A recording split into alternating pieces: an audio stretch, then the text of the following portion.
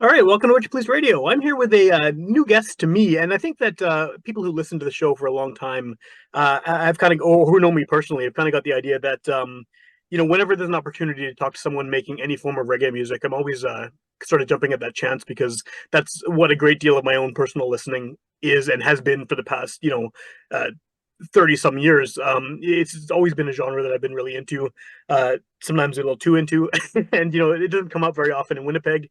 As I'm sure you know, I mean, it seems like there's a scene that's growing, which is great to see. But I Yeah. think the best way to start this off is if you want to introduce yourself and maybe get a bit of background about what you do as an artist.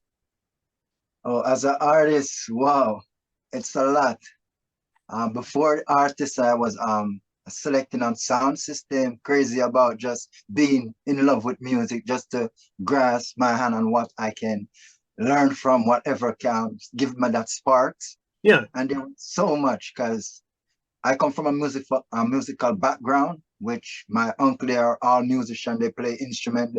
My grandfather also, he was a saxophone player. He played banjo, so it just come down in the bloodline. My father is also an artist and an engineer. He Oh lives well. in Toronto now, and my mom was also a singer, and she teach dance, and my grandmother come from a musical background. So it's just So you had no I, choice. This was in the in the blood. Yeah. everywhere. And my uncle them they accomplish a lot in the music. They play for big artists back in Jamaica, like any artist from Beanie Man, Bounty Killer, Sizzla Kalonji. Well. The list is so long, and I just love to be around those guys as I look at you growing up, and I just get a feel for music. Yeah. Yeah. From For sure. Well, and your current project, Black Lantern. How long has that been? How long have you been doing this? probably about less than 15 years now. Okay. Yeah, because this project is new, but I keep changing my name because I teach dancing also. So it's just like going through the tunnels and just trying to figure out what to keep from what to not keep. So Okay. Okay. No, fair enough. Yeah. So what? I mean, having that sort of family history about music and being intimately involved in the music mhm. business that way. Was there always sort of an expectation when you were growing up that this is something you wanted to do? Like, had you always sort of intended to make music, even as a kid? Yeah, as a kid, it was a big shoes to fill because even though the young generation didn't grasp the music as much, like what our elders and our uncle they passed on leave. Some of them are passed, some are still here, but Okay. we didn't grasp as much. But there was everything there at our fingertip to just take and just use. We have from sound system to studio to keyboard to everything was there. So I was the only one I think so far that really stick to it and just use it. I use the dancing and the singing both, and I do a little bit of engineer. I do a little bit of designing. So my head was like, oh, I don't know what to do, but it was lovely. Just find a spot in music where I help people to reach and connect to themselves. I mostly do the roots part of the music, but I can do Yeah. pop. I can sing like cover songs, but my real passion is like telling a true story about reggae music and where it came from. What do you think? Well, first of all, I guess how long have you been in Winnipeg? How long have you been here in Winnipeg? I've just been 2 year and a half now Okay. since Okay. So I've been what here. what is your impression? I guess at this point, I know you haven't, like you said, you haven't been here that long, but what is your Yeah. impression of kind of the community that exists for reggae and dancehall and all of these other genres here in the city? Wow, Winnipeg have a lot. I don't know how people don't appreciate what we have here in Winnipeg. The broadcast, the good friends that love music like Ezo Man, Bumblebee, DJ Bunny, DJ Despair. I just been connecting with so much different. It's like I'm at home from home in Jamaica. It's crazy the platform that's here and the That's that's different that, diversity. that's awesome to hear. Do you think like as someone coming to Winnipeg, from elsewhere, I've lived here my whole life. I've been involved in the music scene here my whole life, so I have this. My perception of what the local music scene is probably different than Mhm. yours would be, or anyone coming from outside of Winnipeg. Did you feel it was Yeah. very welcoming? as an outsider coming into the community? Yeah, it's very welcome. Like there's so much project even now that's coming up since I'm start working with Ezo Man and the whole production team and just going to studio and meeting all the great talents that's here. Like it's like everything is just giving me that spark again, like that feeling when you just got something new and you just want to try it out. Yeah. Yeah. Well, like I said, earlier, I know you have a bunch of music that's it's online. You have some songs that have been Yeah. recorded and released. What is sort of your goal for this coming year? Are you hoping to put out an album or an EP or anything like that? I'm for now. I wanted to put out album, but I'm just the single is more better when you put out a single and then you get back a feedback from it and you just hit them with something else. I have so much project that I have in the pipeline, and I love doing collab because I love to tap into people resort. That's just me. It just open a way to tap into people resorts that way, and it just opened my fan base more instead Yeah. of people just like, oh, he just do reggae music. So they don't have a second thought to book me for any kind of show because they're gonna be like, wow, that's him, that's him. Woo! They're just gonna keep seeing things just keep popping up. Do you think there's a lot of opportunity to do that where you're kind of playing across genres, where you're playing a show maybe with a bunch of hip hop artists or other genres and everyone coming together? Definitely, I see it. The vision is here right now. People just need to just work together and just cut out that dividing stuff. Yeah. And it's Yeah. just love because music is love. Yeah. That's a good way of looking at it, I think. What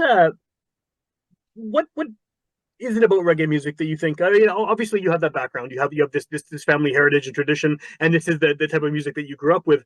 What is it for you that makes, especially roots stuff too? What is it that makes it still lasting and still powerful and still something that is appealing after all these years? Because at this point, a lot of that stuff is the originating stuff is decades and decades and decades old, and yet it persists and it maintains, and it's still a really vibrant style of music. What do you think it is that makes it last and makes it continue to appeal to younger people? Wow, I know that's it's a big question. Yeah. it's a big question, but I'm gonna get into it.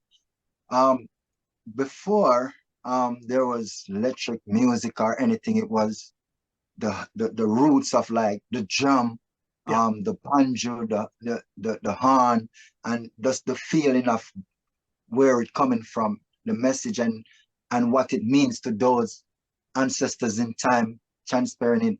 Because when before reggae music, it was calypso and dinky mini and kumina where you would have a sound system, and if you don't get the go ahead to play the sound system, you cannot play that sound system. People just want the drumming to connect to their soul and the music, the roots of it. Yeah.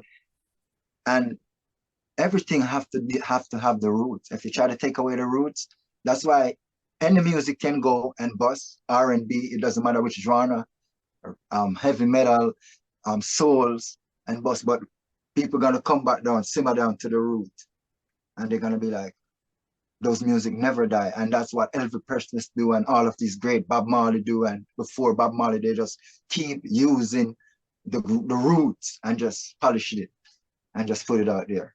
Yeah. Well, and that's why it's worked internationally too. Is that Exactly. simplicity of it? People can get directly to the core of it and the soul of it, and Yeah, it translates into different languages and different cultures. exactly. And everyone feel it. That's why Bob Marley, he figured out that and he just, even when he didn't have the strength to go, but as long as that show, he's got the strength because he know he's creating a platform. So it's gonna always stand through the test of time. Yeah. Yeah. What do you think is the how does reggae translate to a place like Winnipeg? I mean, a place where the population of Jamaican people here is relatively small compared to some other Canadian cities, and Yeah. culturally and climate wise, and a lot of other things are very drastically different than sort of the origin of this music. How do you think it translates to the culture here and to music fans here? Well, Winnipeg now is like a melting pot, and everyone is trying to like, this is my logo, this is my logo, and this is what I'm sticking to. Everybody want to tell their story, which the platform is here, Yeah. but we have to find a way now to connect the dot. because now you have French and a lot different genre of style coming in. So it's a lot. And reggae people love reggae. Yeah, Yep. but it's gonna take a time for Winnipeg, but you know, we love all genre of music here in Winnipeg, and that's what's the greatest thing. Oh, for sure. Yeah. I mean, I've been doing this show for 800 and something episodes, and everyone from country to metal to punk rock to reggae to R&B. I mean, jazz. The city is so diverse as far as music and as far as the cultural backgrounds too that people bring to it. Definitely, definitely. So, what has I've noticed that going back a few decades, when I first started getting into the local music scene, would have been in the mid '90s, and there was a lot of reggae happening. There was some big festivals that were still going on, a lot of local Yeah. bands, and then for a while it seemed like it kind of died down, and then with only one or two or three bands still playing, and then now over the past few years, it seems like it's really grown locally. There's a lot of artists that are coming out. A lot of festivals starting up and things like that again. And it seems like there's Yeah. a lot of this is happening in communities outside of Winnipeg as well. It seems like Brandon and Steinbach and all these other cities in Manitoba are sort of not discovering reggae, but they're opening up to it and Yeah. developing their own communities. Have you had any opportunities to play in some of those other communities in Manitoba? Wow, there's so much of them. Like I work with IRL Festival, and I'm now working with reggae, Soca Reggae Fest, Yep. and I work with Afro Caribbean. So whenever they have their show, if I'm not dancing, I'm singing one or two of my song. I work with Raw um, Project. I work with One Tanara, this guy from West Guinea Best Okay. from West Africa. He do the live drumming and the Cirque Soleil show. So I work with him. Oh, And cool. I'm also releasing a new single with Ezo Man, Motherland. Cool. Um, so it's a lot of stuff in the project, and we're looking to get that playing on the airwave and get the video out after and stuff. Cool. So Cool. there's good amount of stuff in the pipeline to Yeah, like set my platform it here in sounds Winnipeg. like it. Yeah, yeah. Well, and just to I know we're talking about music here, but the dance side of things seems like it's a very big part of what you do as well. Wow, What is your I'm trying. background? Oh my gosh. Oh, I've been working for this company in Jamaica before I come here, where I go to different resorts. I enter all the big competition in Jamaica, like Dancing Dynamite, which goes on every year. So now they open it to the school because they did have like a age gap, but now 20 or 18 years old can enter. But Okay. that's the bomb, man. And you have all the new dance that you see now going on TikTok and running the place. It's dancers that usually look up to us, paving the way. Like they cannot wait to get the age to can start perform and dance. Oh, my history about music, it's a lot. Yeah, yeah. Do you uh do you feel like you have to use a different part of your brain maybe when it comes to expressing yourself through dance and expressing yourself through music, or is it the same, sort of coming from the same root within you? Yeah, yeah, I stick to the root because everything is how you cue and timing. So I never forgot those things. It doesn't matter. If I'm gonna sing a song, I can rip it up. If I'm gonna use a video, I can rip it up same way like the song and splice in what I need, what I think flow more or have a different sound. Okay. So it's the same thing for my dance right across the board. And anything at all, it doesn't matter. Everything is count and timing. It doesn't have to matter with singing or what. Or it doesn't have to have anything to do with music. It's just how you prepare your mind to attack whatever you're gonna do. Well, and I guess having a good sense of rhythm is going to help you in both cases too, right? Obviously, that timing, if you have that timing down, you're going to be able to handle either dance or music because that you Yeah. got that kind of innate, yeah, beat. Um, what is like I said a few minutes ago, reggae has become this international thing. I mean, it's in unlikely places like Winnipeg, and I mean in Europe it's huge. In Oh, Asia, there's the Japanese reggae. It's all over the world. What oh is wow. it's everywhere, Japan. right? So Woo! what is your I think that's my go-to place. I love how you say that. Thank you so much. I think I need to take a trip to Japan. Yeah, they love it there. Yeah, back in Jamaica in Dynamite. Sorry, I meet some dancers from Japan, and it just opened my mind like wow, the way how I see they move. But I noticed the timing like like I said, I pay attention to timing. They got the mind structure, they got their body structure for it, but they still have a slight timing different because I'm more the bass person. Like you can Right. put me in a bass box and I will be in there. Okay.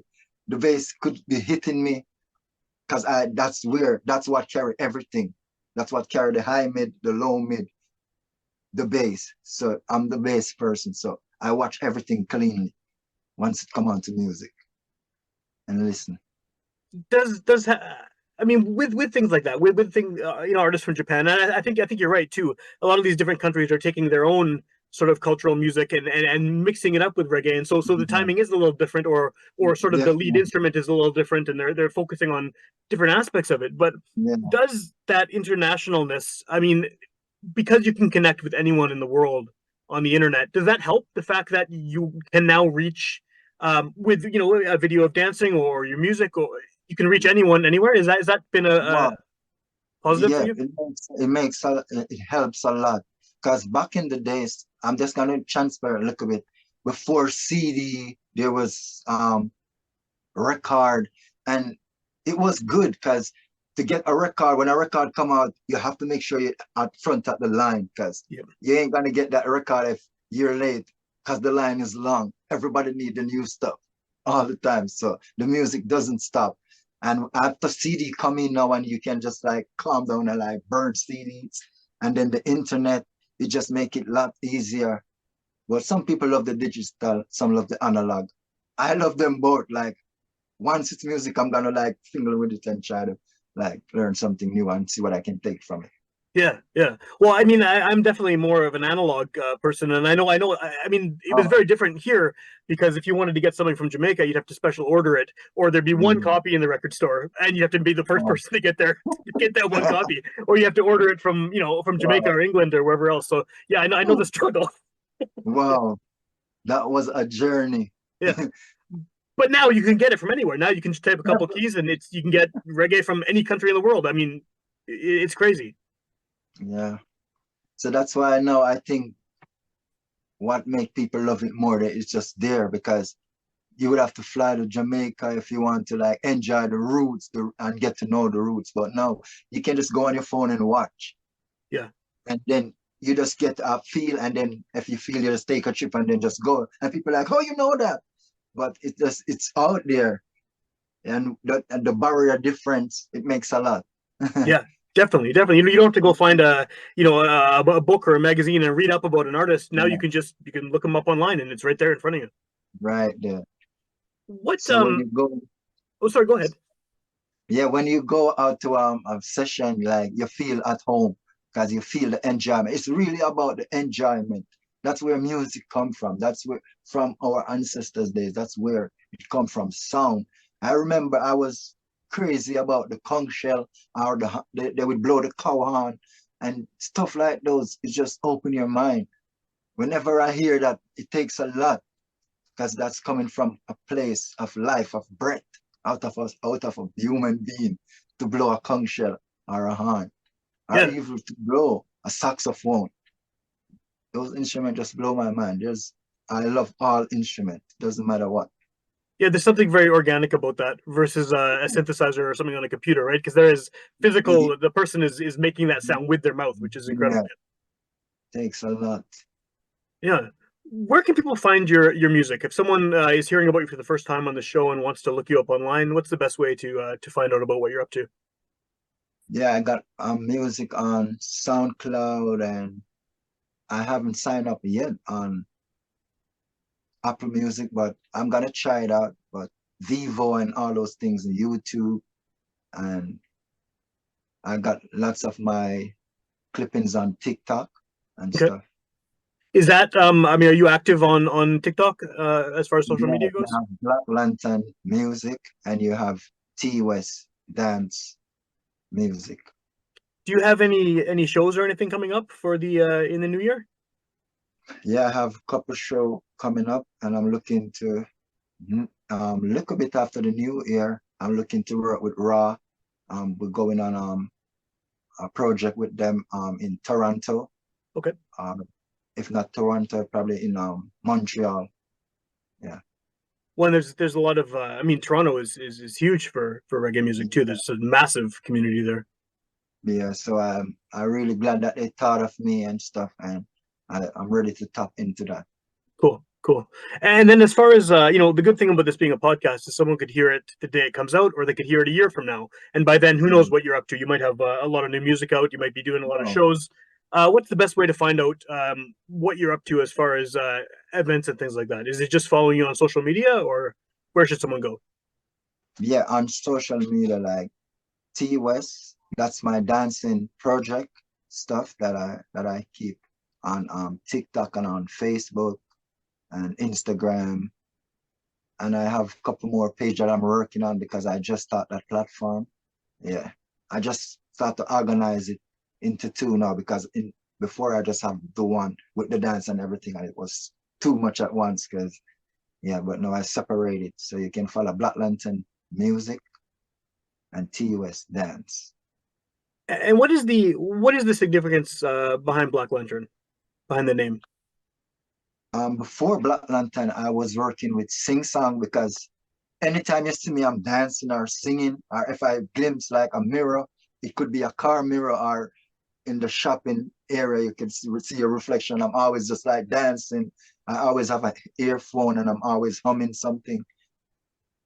So I think that's how I came up with the name Sing Song before. And Yeah, then my friend said, Sing Song, no.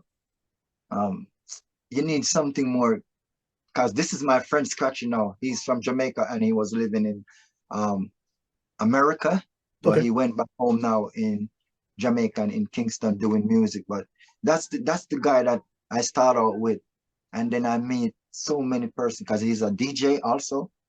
So anytime we link up, we're just talking about music, making music, and we go out and play on sound system. We go to different areas and just meeting lovely people through music. Oh, I miss those days. Those are good days. But he Well, said, yeah, you should change your name. Yeah. and Go so ahead, why sir. Black Lantern? What was the? I mean, what is the meaning behind the name? The meaning behind the name, when I look it up, it's a very powerful name and it's dark, but it's connect to me. Like when I choose it and I look up the meaning, it's connect. It means I'm light for the darkness. Okay. And and when I think about it, all those years of doing music and with the violence barrier, which I don't want to talk much about, I just want to talk about uplifting stuff. Yeah, I realize we go through some various time and making the platform with music and just going out there and trying to reach for our goal. There was a lot of barrier which I didn't notice until now. I'm here, like I was like, wow, did I really went through that? But it was a learning process to know that what we're doing, we're paving the way. And Yeah. I think that's what all artists never should get or never should put aside. They should think we're paving the way. No matter how tough it is, just put God and just be the best version of yourself. So I really like the name. It really fit my character. Cool.